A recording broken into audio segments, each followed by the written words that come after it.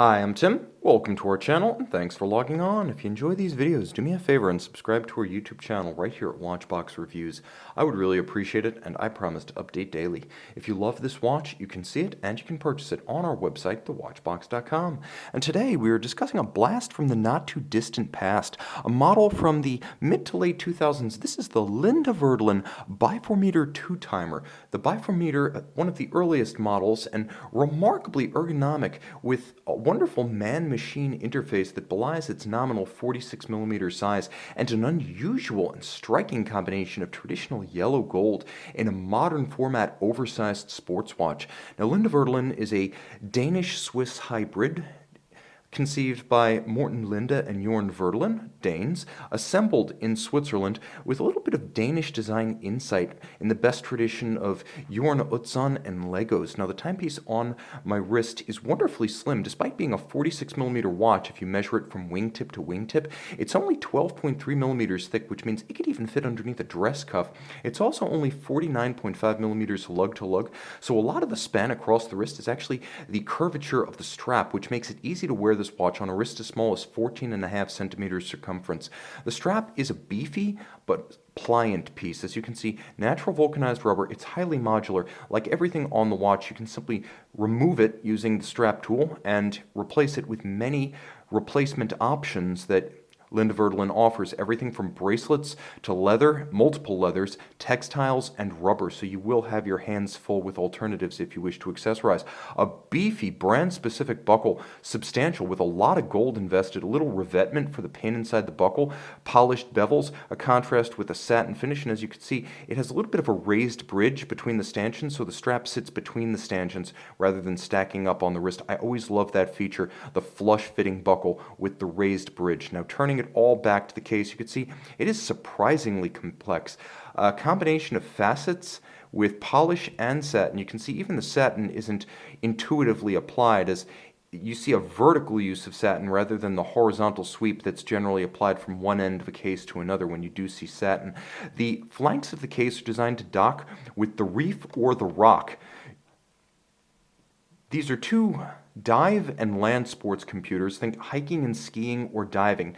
And any Linde Werdelin watch will dock with any version of those devices. So whether you're a diver or a skier, you can actually buy a true professional grade sports computer, dive with that, and let the mechanical watch be your luxury article. Now, of course, this watch does feature a unidirectional rotating dive style bezel. So if you want to go old school, the watch certainly functions on that basis. 300 meters water resistant. You line that up with the minute hand, and now you have an impromptu 0 to 60 minute timer, which I actually prefer to chronographs. I find that dive bezels are just easier to read at a glance, and I rarely time anything longer than an hour.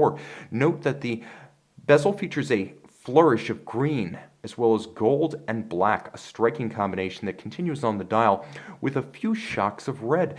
A sector-style outboard track for the minutes and seconds. You could see inboard there is a 24-hour scale, as this is also a dual-time watch, a very discreetly hidden monotone date disc, and the watch with a high-grade 28932 movement features both a 24-hour second time zone settable independently and a quick set date. And you rarely see those two features together, where you have both a second time zone with a 24-hour format and a traditional quick set date. Of course, pull the crown out all the way. You do activate hacking seconds, 21 joules, bidirectional automatic winding, 42-hour power reserve with a 8 beat per second, 28,800 vibration per hour beat rate. It's also a high-grade movement, as I've seen inside these two timers, and Linde Werdelin spec'd either a chronometer or a top-grade ETA 2893.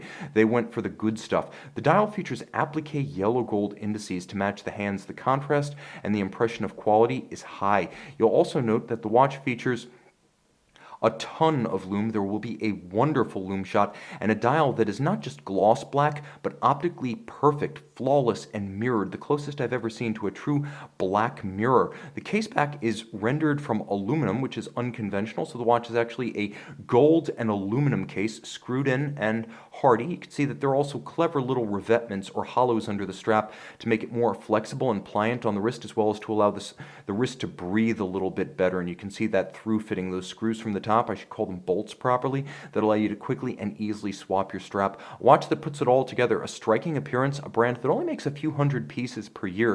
A wonderful combination of Danish design and Swiss quality. And of course, a brand I hold dear because back in the day when we were still Watch You Want, Linde Werdelin actually came on my live cast and we did a show together talking about being a small brand in the watch industry. The only manufacturer who would touch me back in those days. Jorn, thanks so much. Linde Werdelin, you guys rock. Guys, check out the Linde Werdelin Biformeter 2-timer in yellow gold on the watch box. Linde Werdelin Biformeter 2-timer, not only robustly loomed, but you can see the bezel fully loomed. I love that feature. This watch, an absolute riot by night, just as much fun by day.